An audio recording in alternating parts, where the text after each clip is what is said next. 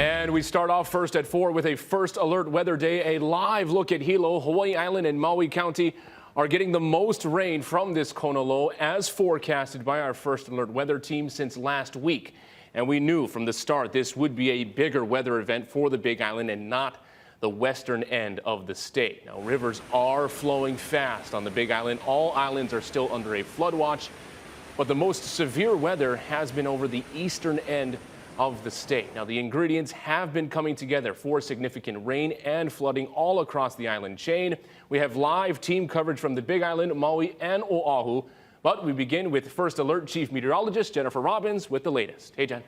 And it took a while for those ingredients to come together for this first alert weather day. We will be seeing the most rain continuing over the far eastern end of the state. As far as rainfall totals, if you recall yesterday, we're talking about up to a foot of rain on Hawaii Island, already receiving 8 inches of rain there, and most of it along the southeast side. Through Ka'u, we're seeing that through Puna as well. Hilo, not so much. They only received about 2 inches of rain. And you see things are now a little bit of a break between the bands, but we're still seeing plenty of moisture over Maui County. And for the rest of us, light to moderate rain continues into the night. So as we step on through with the first alerts, tracking that Kona low, bringing up that deep tropical moisture coming in from the south. And we declared this first alert weather day since Tuesday, knowing that the focus would be for the far eastern end of the state with the flooding there. And that's where the flooding remains a concern for us. Snow on the mountains. In fact, a winter storm warning is up. We do have snow there up to 2 to 3 feet a possibility,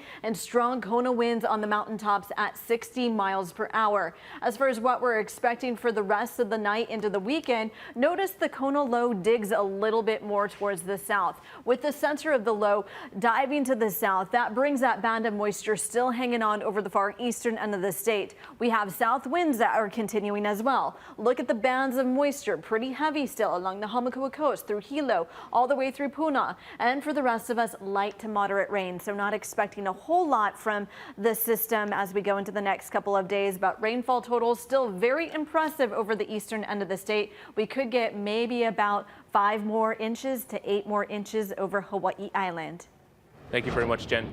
Well, it has been a dangerous day on Hawaii Island. Communities on the southern coast got some of the worst weather from this system. That's where we find our Casey Lund live this afternoon outside of Pahala. Casey, what is the latest there?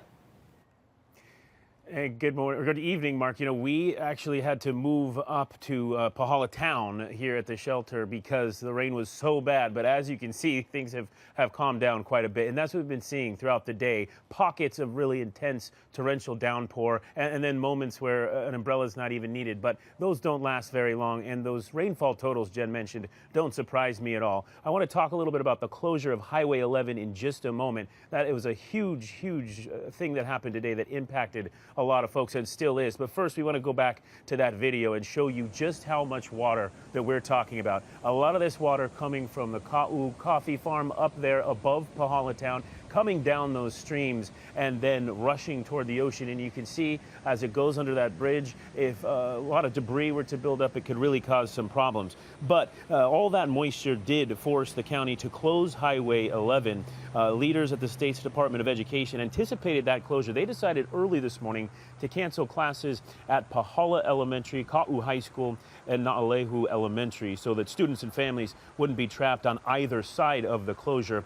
Those heavy rains also triggered the county to open shelters. I'm at one of those right here. There's another one in Na'alehu. This one here and Pahala is at the Ka'u District Gym. I was able to speak to the team here today who told me they already had folks using the facility.